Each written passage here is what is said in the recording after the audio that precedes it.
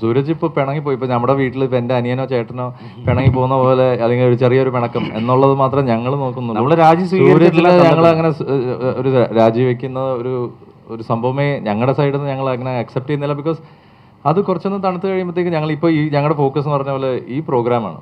അപ്പോൾ ഇതിൻ്റെ നന്മയ്ക്ക് വേണ്ടി നിങ്ങൾ നല്ലതായിട്ട് എഴുതിയാൽ അത് അത്രയും നല്ലത്. അല്ലാണ്ട് ഇതിനെപ്പറ്റി അല്ല ഞാൻ ജസ്റ്റ് പറയാണ്. പക്ഷേ ഞങ്ങളുടെ കുടുംബത്തിലുള്ള ഒരു അംഗം എന്നുള്ളതുകൊണ്ട് ഞങ്ങൾ തീർച്ചയായിട്ടും അത് ഡീൽ ചെയ്ത് ഞങ്ങൾ ശരിയാക്കിക്കൊള്ളും.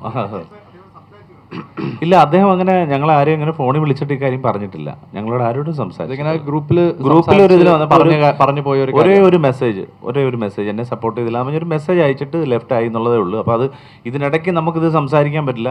ഇത് കഴിഞ്ഞ് ഈ പരിപാടി കഴിഞ്ഞിട്ട് ഞങ്ങൾ സംസാരിക്കാം.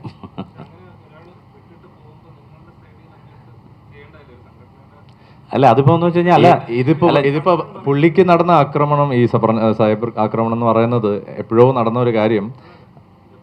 ഇപ്പോഴല്ലേ, കഴിഞ്ഞ ദിവസം മലയാളം ഇപ്പോഴും നടന്നുകൊണ്ട് അതാണ് എനിക്ക് ഞാൻ ഇതൊന്നും നോക്കാത്തതുകൊണ്ട് എനിക്ക് ഇതുപോലും അറിഞ്ഞൂടോ. പക്ഷെ ഞങ്ങൾക്ക് ഗ്രൂപ്പിൽ തന്നെ ആർക്കും ഇതിനെപ്പറ്റി അറിഞ്ഞില്ല എന്നുള്ളതാണ് സത്യം. അപ്പൊ ഞങ്ങൾ പറഞ്ഞപ്പോഴാണ് ഞങ്ങൾ അറിയുന്നത്. പക്ഷെ എന്നാലും ഞങ്ങളുടെ തീരുമാനം ഇത് തന്നെയായിരുന്നു. ഇപ്പൊ ചിത്ര ചേച്ചി ആയാലും സൂരജ് ആയാലും ആരായാലും അതിനൊരു ലെവലോ അല്ലെങ്കിൽ ഒരു എന്താ പറയുക ടിയർ 1 ടിയർ 2 എന്നുള്ള രീതിയിൽ ഞങ്ങൾ ആരും അങ്ങനെ ഇവിടെ ഞങ്ങൾ വെച്ചിട്ടില്ല. അപ്പോൾ അതുകൊണ്ട് അതൊരു ഈ പറഞ്ഞ പോലെ ആ പറഞ്ഞ് പോയതിൻ്റെ ഒരു പിണക്കം അത് ഞങ്ങൾ മാറ്റിയിരിക്കും. ഞങ്ങൾ തീർച്ചയായിട്ടും അത് ഞങ്ങളുടെ കുടുംബത്തിനുള്ളിൽ ഉള്ള കാര്യങ്ങൾ അത് തീർച്ചയായിട്ടും ഞങ്ങളത് ഹാൻഡിൽ ചെയ്തിരിക്കും.